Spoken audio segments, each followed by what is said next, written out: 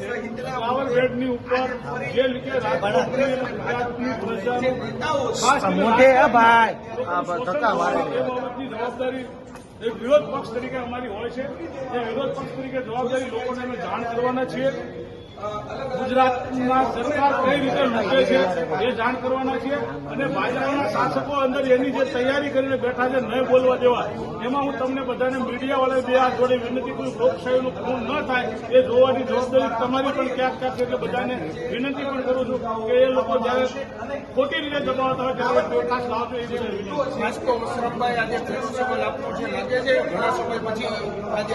વિનંતી.